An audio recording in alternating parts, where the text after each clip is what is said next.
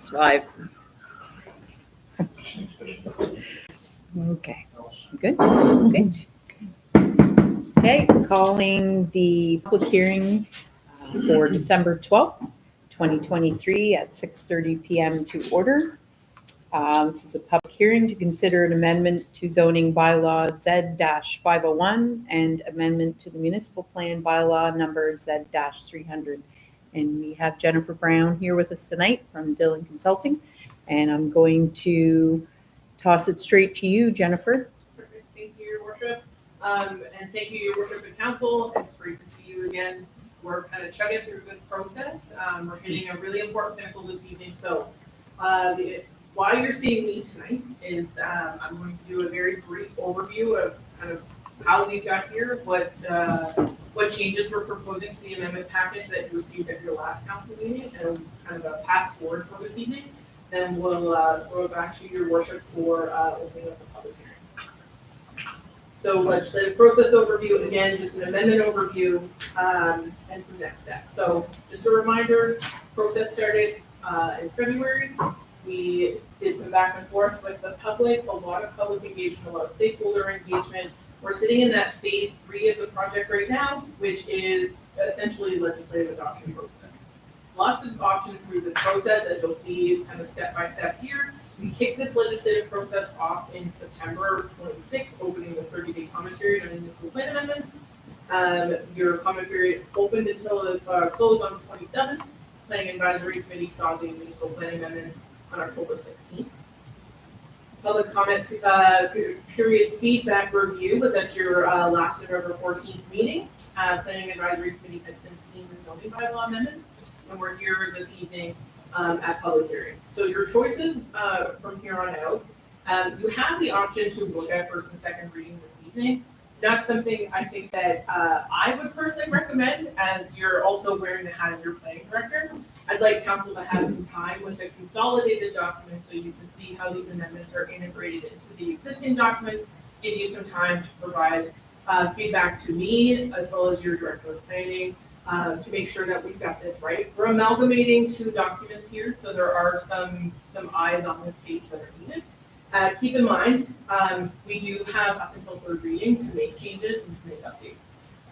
A plan and a zoning bylaw are living documents. They're expected to evolve over time because the community is going to evolve over time. What we're proposing here, like I said, is amalgamation of 2 documents together. The South Central County Rural Plan, as well as the Town of Woodstock Development Framework, pushing those together. So this is a bit of a Band-Aid. In 2030, you'd be doing a more robust update. But right now, we're trying to get you as advanced as possible to respond to the development pressure you're currently having in place. Quick overview of what the purpose of these intentions behind the amendments are. It's really, like I said, integrating policy from that rural plan into the former Town of Woodstock municipal plan, using that as the foundational document, pulling in other relevant policies from the rural plan. It's really on ensuring that the existing development pattern can continue. We've committed from the beginning that what's there is there. There's no intention or ability for us to apply any of these regulations retroactively. What we're looking to ensure is that folks in formerly unincorporated areas that are unplanned, that we're bringing them along, building capacity in the development process.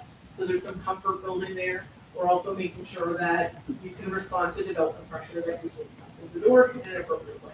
So the big thing here is an approach to rural lands. The former Town of Woodstock was a very suburban and urban feel kind of town. You're now a rural community. The new Town of Woodstock is a rural-based community. We need to change the approach to the rural plan to respond to that. Overview of the zoning bylaw amendments. Again, we're using the former Town of Woodstock zoning bylaw as the foundational document, integrating the regulations from the rural plan into that document. So we're really focused here on an approach to residential development that's more permissive and more innovative than previous iteration. Less getting ahead of the game, but it's also a bit of response to what was already in the rural plan. There's some leniency in the rural areas that we had to integrate into the zoning bylaw. We also have an opportunity to update the approach to residential zones to be more accepting of more dense uses and being strategic of where those can lie. We also, through the zoning bylaw, we had to do this detailed review to ensure that whatever was permitted by that rural plan continues to be permitted through the new document that's in the So we're gonna go through in your council package, you have a memo that kind of gives you an idea of the changes that we discussed at that November 14th meeting. And then there are changes that have resulted after. So updates from the November 14th meeting, meaning these are the things that I told you I would get back to you on. We had the Cozy Cabins property, which this is a developer request. The developer's requesting to build approximately 90 units between 3 multi-unit buildings. They're looking to have the option to add ground floor non-residential uses in one or more of the buildings. They're proposing, right now, the designation in your future land use map that's proposed in front of you, the designation is fine. It's the zoning that we would have to change. We're asking council to consider a high-density residential zone in line with what the developer has requested. We're also asking that the high-density zone be updated to include low-impact commercial, non-residential uses. So we're looking at compatible, non-impactful uses like a retail shop, convenience store, laundromat, a sales office or some sort of property management office to be permitted in that high density zone as a secondary use. So we're setting that high density zone up so that you're getting a more dense development, but we're ensuring that residential is the primary use here by allowing some commercial, but secondary. The second one is the industrial land use designation, which we discussed at the last meeting as well. There is obviously some concern about an approach to reviewing more intensive industrial uses, meaning mines and other types of heavy industry, resource extraction in particular.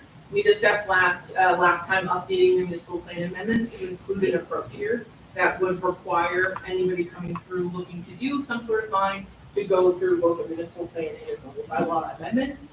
Council seemed receptive to that approach.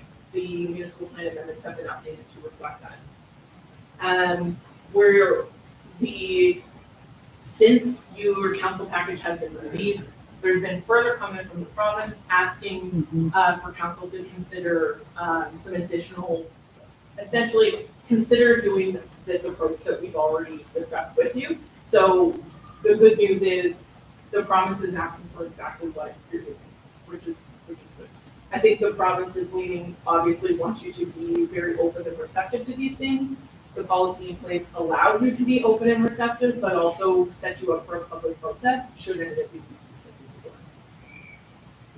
There's also some industrial land use designations in the Jacksonville area. There's a bit of concentration there. Staff visits the area, Andrew visits the area to get some kind of ground truthing on that industrial kind of node that's located just north of Lockhart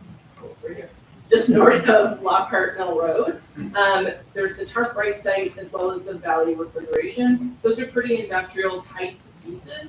There's allowance for commercial to continue in that industrial area, but I think considering the types of uses, we're going to make sure that that's done appropriately. So that will require an update to your future land use map as well as the zoning bylaw, which will be presented at the next council meeting. So feedback received since the November 14th meeting, so things you haven't heard of. Cook's Construction has submitted a request to both update the future land use map and the zoning map to accommodate a proposed development just north of Eastwood Drive. They're looking at doing approximately a 200 unit mini home park on about half of that parcel, allowing the other half of the parcel to be essentially positioned for future residential development. They are requesting a lower density zone, the 1 and 2 unit residential zones. The 1 and 2 unit residential zone does give them some flexibility and some room to do single family, duplex, semi-detached, with some conditional use room to do up to, I believe, 6 units. So right now, the proposed designation is rural. And the proposed zone is rural as well. What we're proposing to council is that we update these both land use designations and zones to accommodate the application. It is, we're looking at this area as formerly farmland, however, formerly, meaning this essentially represents infill development at this point, and we've got to be responsive to that. I think, to be honest, it's a bit of a miss on my end to not upzone that from the beginning. We know that this is a very active development area, and infilling with density is likely a really good thing in this area, using the existing servicing and amenities that are already there with the developer that you know and trust. The other piece to mention here are the provincial agency comments. There was a request from the province to label the permanently conserved land throughout the town of Woodstock, both public and private. They would like them zoned conservation.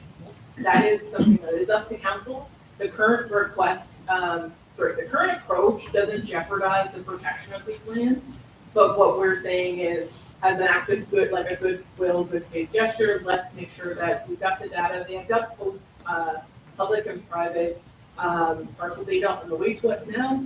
We're going to suggest that this be updated under the conservation zone and also the land use designation so that it's very transparent, very obvious that these lands are not going to be developed. It is a helpful thing. It's kind of, I batted around what I would think would be the kind of best course of action.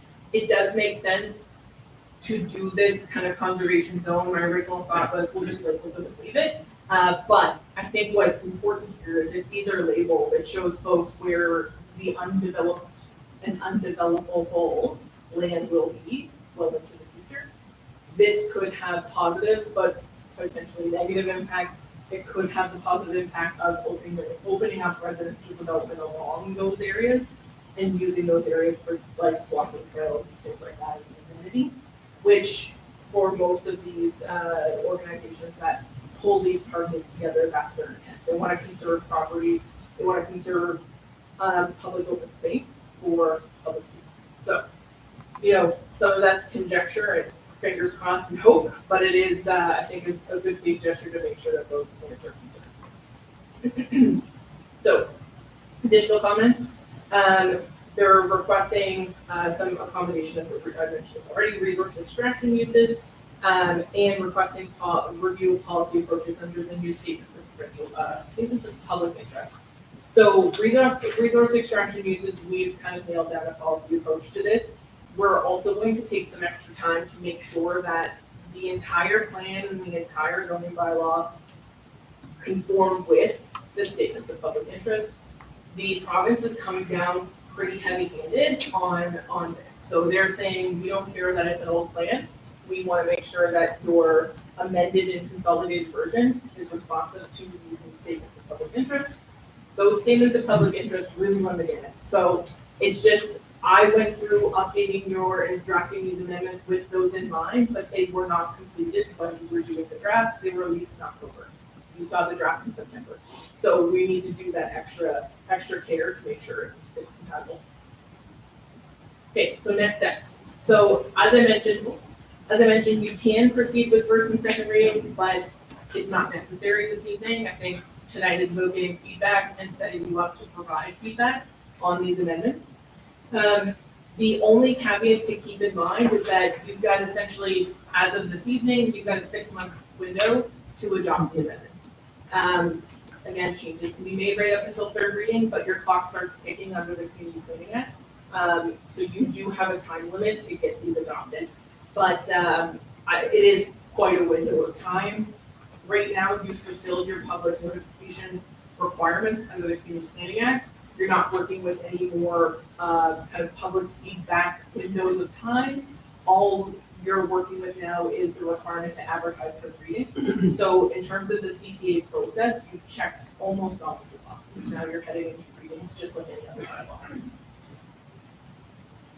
Turn it back over to you. Okay, thank you. And thank you for all of that. Laura, will you be reading so the next step is the reading of the public hearing procedure and guidelines, Sure. which Laura's going to read for us. So the guidelines are to be followed in the conduct of the hearing are as follows. Members of the public may be heard only when a written submission is received, either for or against. Only one person will be allowed to speak at any given time. Members of the public, when speaking, are requested to state for the record their name, address, and the name of the company they represent, if applicable.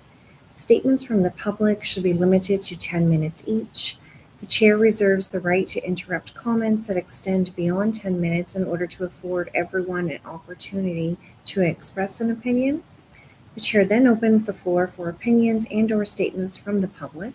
The chair will call upon each person who submitted comments concerning the application, starting in favor, and will be upon each person who submitted comments concerning the application, starting in favor, and will be following by those objecting. Each person will be given the opportunity to speak if they so desire. Once all the members of the public have been given an opportunity to speak, the chair repeats that all persons present have been given an opportunity to be heard. The public hearing is then concluded. Please note, no decisions are made during the public hearing. Following the public hearing, the Woodstock Town Council will move into the regular council meeting and deal with the agenda items, included a proposed first reading of the local improvement bylaws. A bylaw must be given 3 readings in order to be enacted. Thank you. At this point, I guess the next step, we're going to open the floor for opinions and or statements from the public. So did we actually receive any? We received nothing in writing, correct? Nothing, besides what. But besides the ones that were addressed. And so there's no one here from the public that would have submitted anything. So I think at that, I'll repeat again that all persons present have been given an opportunity to be heard.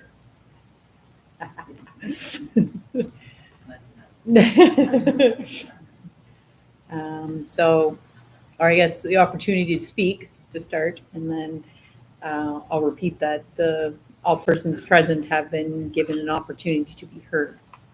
So given that, floor is closed, and I would